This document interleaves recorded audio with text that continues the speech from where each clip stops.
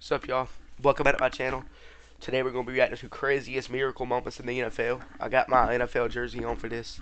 Atlanta Falcons. So let's go ahead and get into this video. Some NFL moments can change the course of history. Dynasties are born and legends are created. Today, we revisit some of the most miraculous plays the NFL has ever seen. Minneapolis Miracle.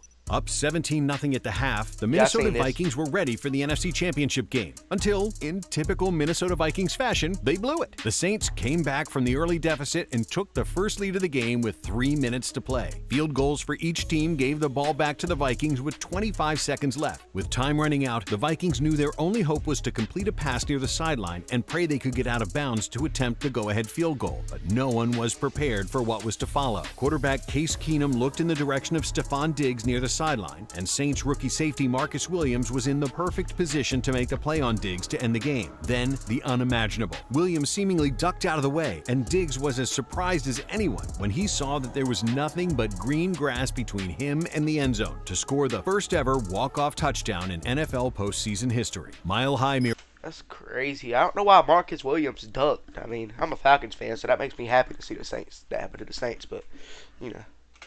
Miracle. Peyton Manning was playing his first season for his new team, the Denver Broncos, but even the great Peyton Manning couldn't possibly see what was to come. He led them to their best record in the AFC. After a first-round bye, they hosted the Baltimore Ravens in the divisional round. The Broncos were in control heading into the final stages of the game. Winning 35-28 with the ball in the final 2 minutes, they decided to kill as much clock as possible and punt. The Ravens had no timeouts, and the Broncos were pretty confident in their defense. With less than 45 seconds on the clock, facing 3rd down and 3, and Joe Flacco went for it all. A blown coverage by the Broncos secondary allowed Jacoby Jones to get behind them and score the game-tying touchdown, sending the game into overtime. A Peyton Manning interception in the second overtime period allowed the Ravens to get into field goal range. Justin Tucker converted the 47-yard kick and sent the Ravens to the AFC Championship game. Music City Miracle.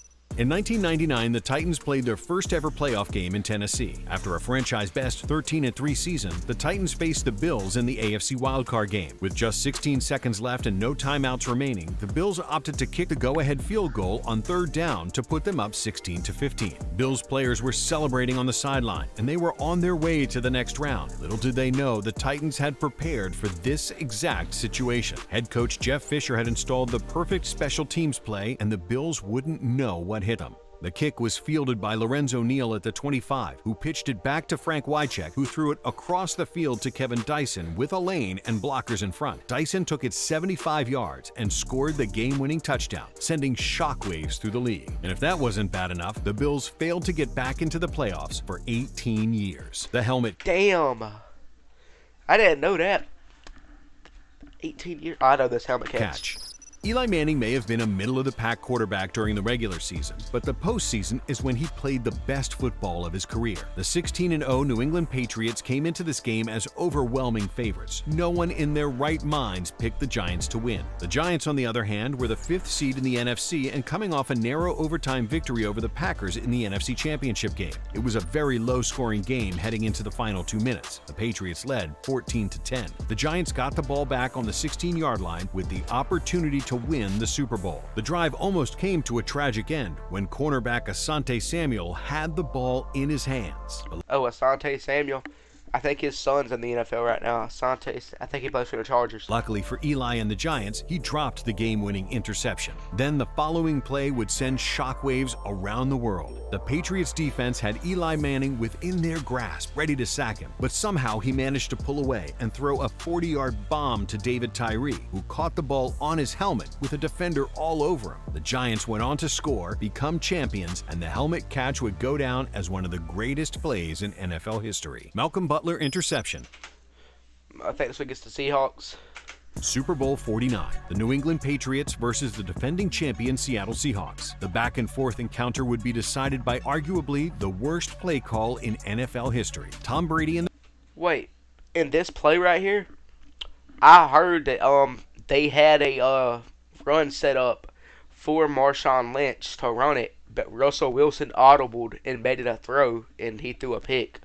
The Patriots were down by 10 with 9 minutes to go. The Seahawks boasted the #1 defense and the #1 rushing attack in the league that year, both recipes to hold on to a lead in the fourth quarter. But when the GOAT is on the other side, you just know you're in for a nail-biting finish. 2 touchdowns in the next 2 drives gave the Patriots a 4-point lead with just over 2 minutes to play. Undrafted rookie Malcolm Butler had come into the game in the second half to replace Kyle Arrington, who was struggling all night. On the last drive, Butler was targeted again, and it appeared as though he had made another important play to break up the pass. But the ball bobbled on Jermaine Kearse's legs, and he made the catch while on his back. The Seahawks had the ball on the 6-yard line with plenty of time, and everyone knew exactly what should happen. Give it to beast mode. He was stopped on the 1-yard line. Then came arguably... Bro, you had to give it to him again. If that is true, why would Russell Wilson audible out of that, bro? The worst play call in the history of sports. Instead of giving it back to the best power back in the league, they decided to put the ball in the air. The play was read perfectly. The Patriots were ready. Malcolm Butler jumped the pass and intercepted it to end the game and seal the Super Bowl for the Patriots. The comeback. When Hall of Fame quarterback Warren Moon had the Houston Oilers up 28-3 at halftime, they were ready for Pittsburgh. Thank God this isn't a 28-3 about the dang Falcons, dude. Thank you. The AFC divisional round in 1993. On the other sideline, the Buffalo Bills had backup quarterback Frank Reich, who was starting his first game that season. The second half couldn't have started in a worse way for the Bills. Reich threw a pass that bounced off of tight end Keith McKellar into the hands of safety Bubba McDowell, who returned it for a touchdown, making it 35-3. But Reich was no stranger to massive comebacks. In college, he replaced starter Stan Gelbaugh to come back from a 31-0 deficit and win the game 42-40 against the Miami Hurricanes. Reich had been here before, only now the stakes were much higher. This time when the Bills got the ball back, they made no mistakes. Reich was flawless, and the Bills scored 28 unanswered points to make it a 4-point game heading into the fourth quarter. With just 3:08 left, Reich threw a 17-yard touchdown pass to Andre Reed to take their first lead of the game. The Oilers, who were outscored 35-7 in the second half, needed to come up with something if they wanted to save their season. Moon answered, and he led the Oilers 63 yards. The Oilers were the Titans, I think, to score the game-tying field goal and send the game to overtime. Houston won the toss and got the ball. After just 2 plays, Moon threw an interception in Oilers territory, and a face mask called on the offense placed the Bills on the 20-yard line. 2 short runs later, Bills kicker Stephen Christie stepped up from 32 yards and nailed the game winner. The biggest comeback in NFL history was complete. Immaculate reception. The play that started the Steelers dynasty in the 70s is still one of the biggest mysteries in sports. It's the 1972 AFC divisional round. The Pittsburgh Steelers was this all about Franco are down Harris? by 1 against the Raiders with less than 30 seconds to play, facing a 4th and 10. Steelers quarterback Terry Bradshaw drops back to take the snap and is under pressure almost instantly. He rolls out to the right and fires a pass 50 yards down the field, looking for receiver John Fuqua, which is broken up by safety Jack Tatum. The game is over, or at least we thought it was. The ball popped up into the air, and Steelers fullback Franco Harris caught it just before it. Rip Franco Harris. I'm pretty sure he's the one who just died, so rip him. RIP. Hit the ground and was on his way to the end zone to win the game for the Steelers. Decades later, people still debate whether or not the tip of the ball hit the ground or if Harris caught it cleanly. Either way, it will go down as arguably the most miraculous play in NFL history. RIP. Miracle in Miami. When a team needs a touchdown with time for just there's Ryan Tannehill. He used to play for Miami. one play and a lot of field to cover, a Hail Mary is the most common course of action. That's what the Patriots were expecting too, as they even put in Rob Gronkowski to try and defend against it. But with 70... Bro, Rob Gronkowski was the reason they lost, bro. He was right there about to make a freaking tackle, bro, and that dude just ran right past him. yards to go, not many humans in the world can throw a football that far. So the Dolphins attempted to score playing backyard football, something that almost never works. Ryan Tannehill had the 15-yard completion to Kenny Stills. All the Patriots needed to do was make the tackle. Before he was taken down, he lateraled to Devontae Parker, who lateraled to Kenyon Drake on the 50-yard line. In any other situation, the game ends at this point, but not this time. Drake weaved his way through defenders until a lane opened, and guess who was the last line of defense? Rob Gronkowski. Gronk didn't have the angle to make the tackle, and Drake scored, leaving the 9-3 Patriots in shock, the last thing you would expect from a Bill Belichick team. The Sea of Hands. In 1974, the Dolphins were widely expected to go back to the Super Bowl and win it for the third time in a row. Instead, the most improbable play ended one of the best dynasties in NFL history. Down 5 points with 35 seconds to go, the Raiders knew that if there was a time to make a play, it was now. The Raiders had it first and goal with 8 yards to go. Quarterback Ken Stabler took the snap, rolled out to his left, being chased by a defender, and just as he was getting sacked, he floated the ball towards the end zone in the direction of running back Clarence Davis. Davis turned what looked to be a certain interception to end the game into an incredible grab between 3 Dolphin defenders to win the game. Looking back at it now, probably an ill-advised throw, but that's what makes a miracle, right? The catch.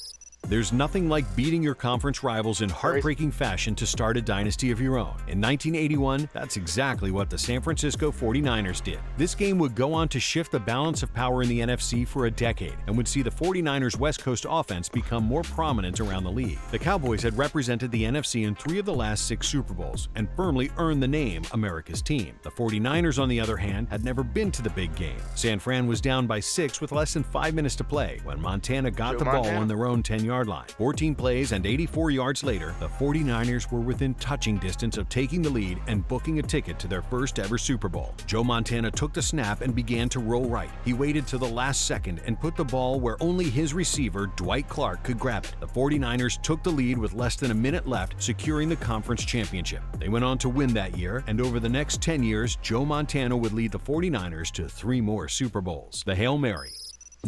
Don't spend another dime on Amazon. One of the best quarterbacks in NFL history.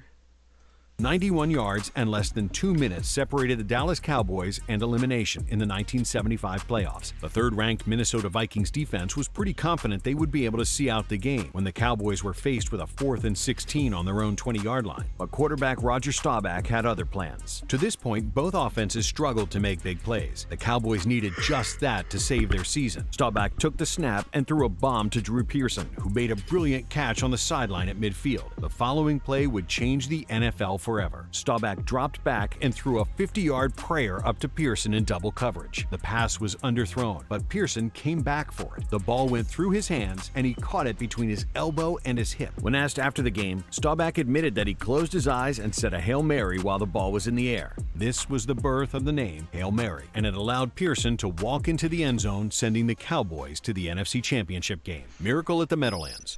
When a team is leading with 30 seconds to go and the other team has no way to stop the clock, common sense suggests that kneeling the ball would be the smartest thing to do. But prior to the 1978 matchup between the Giants and Eagles, the QB kneel hadn't been created yet, therefore making way for a miracle. Giants fans were already celebrating the win over their division rivals in a game that had playoff implications, as they were winning 17-12 with 30 seconds to go and the Eagles had no timeouts. Then the unexplainable happened. Quarterback Joe Pisarcik went under center and the ball was snapped before he was ready. Instead of just falling on it, he decided to spin around and hand it off to fullback Larry Zonka, who had no idea the ball was being handed off to him. The ball ended up on the ground, and cornerback Herm Edwards scooped it up to return it for the game-winning touchdown for the Philadelphia Eagles. Miracle at the Meadowlands 2. Look away, Giants fans, because once again, you are on the wrong end of history. The Giants were cruising for the game-winning touchdown for the Philadelphia Eagles. Miracle at the Meadowlands 2. Look away, Giants fans, because once again, you are on the wrong end of history. The Giants were cruising with a 31-10 lead over the Eagles with just under 8 minutes to go. Even the most optimistic Eagles fans couldn't possibly think they had a chance to come back and make this a game. But when you have 2 of the most explosive athletes in the league in Michael Vick and Deshaun Jackson, the impossible becomes a little more realistic. Vick threw a 65-yard touchdown to tight end Brent Selleck to bring the game within 14, and a ballsy decision to go for the onside kick paid off. The Eagles recovered with 7:20 to play in the game. In just 6 plays from scrimmage, the Eagles were back within 1 possession of tying the game. Now it was on the Eagles defense to try and get a stop to give their offense one last opportunity to go down and complete this incredible comeback. They obliged. Vick and the offense got the ball back and drove down 88 yards and tied the game with a minute to go. On the following drive, the Giants went 3 and out and they would punt to Deshaun Jackson with 12 seconds left. The Giants simply had to stop Jackson from getting into the end zone and they would have a chance to go to overtime and try their luck. Jackson, who hadn't returned a punt for a touchdown all season, initially muffed the punt and the play looked dead. And maybe it would have been for anyone but D-Jack. He picked it up, found a gap, and he was gone. Walk-off touchdown for the Eagles. One of the biggest fourth quarter comebacks in NFL history was complete. I might react to one of these videos soon, but always, if y'all enjoyed the video, like, subscribe, hit the bell so you don't miss another video from me, and I will see y'all in the next video. Peace.